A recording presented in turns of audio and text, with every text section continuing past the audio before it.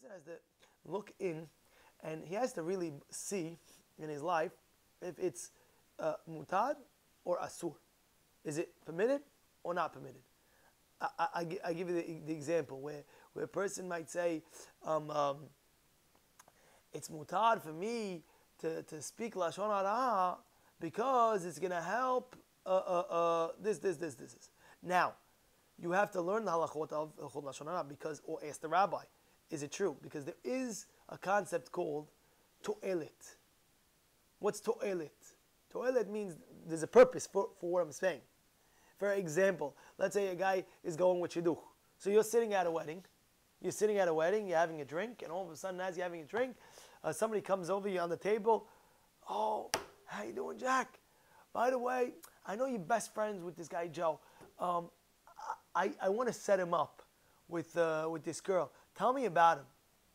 And you know this guy is a totally not good guy. You know this guy is a nut job. You know, he's nuts. The guy is, whoever marries this girl, you know for sure she's gonna have a horrible. And he says, yeah. So you ask him, who's the girl? Who you want to set him up with? He says, no, my daughter. Your daughter? And you're like, oh my goodness, the guy's nuts. You know. So now, if you want to say something, let's say you have to be careful. Again, you have to know what you're saying. But to'elet, there is in yan where you could say, oh, a guy comes over to you for business, right? And he's saying, could I trust this guy? And you know this guy in business, he just cheated you out for $5 million. You know for sure. You know this guy cheated you out for $5 million. So now another guy comes, oh, I'm about to sell him $5 million worth of goods. Should I do it or no? And you know, a guy came over to me this past wedding. He came over to me, and I know for a fact there's a guy going through a very hard time to pay his rent. And I know for a fact, this guy who's not paying his rent told me, Rabbi, I'm behind in my rent for almost a year. I didn't pay the landlord.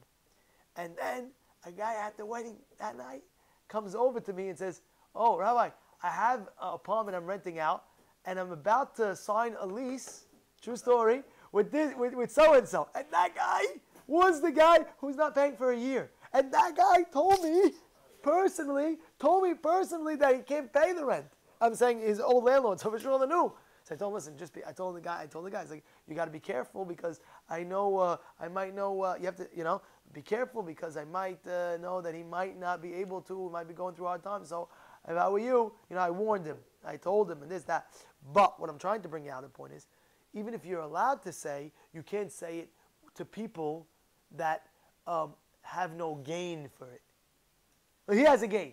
He needs to know right now because he's asking me, should I give him a lease? He needs to know. So if he doesn't, then he's going to get that. He's asking me for that, right? So now he has to know. But what about all the 3 people that are around him? Oh, they don't need to know. Exactly. So you can't tell him that at that point. You got to tell him, oh, come to the side, I want to tell you something. And then on the side. Because if you tell them in front of those 3 people, they have no reason to know that this guy doesn't pay his rent because this. He has no reason. You understand what I'm saying, Joe? You hear what I'm saying? You have to be very, very careful. That's why I'm saying with the laws of Lashon Hara, it's not as simple as you think. Oh yeah, Rabbi, he needs to know. Fine, he needs to know. But he doesn't need to. The other 3 people don't have to know. So why you puzzling the other 3 people? He has to know. Yeah, he's going to business deal with that guy. And that's what Mr. Leishman was saying, is you have to be clean from everything. Yeah, now it's mutad for me to say, you're right, mate, yeah. But at the end of the day, not everybody has to know. And guess what? Only the thing that this person has to know, you're allowed to say.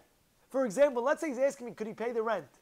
And I tell him, listen, I know for a month, he's not, for a year, he hasn't been paying rent. I know for sure he can't pay the rent. I can't go ahead and say, and by the way, besides the rent, by the way, I know he's having shalom bayit problems. I know I can't do that. Because that point is not necessary for this person to know. No, he doesn't need to know that. That's why even by speaking something that he needs to know, you understand what I'm trying to say? So why you, and even sometimes they even say, and even if trust me, don't, if I would tell him, trust me, don't take him as a tenant because I know some stuff, I don't want to say, and he'll listen to me. I don't have to tell him exact detail. You understand what I'm trying to say? You have to tell him the detail exactly, not more than he needs to know to prevent.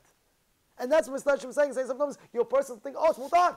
Now it's mutar. What do you mean? I have to say, I have to do it. And therefore, he's saying you have to be clean. You have to even be clean from those things as well.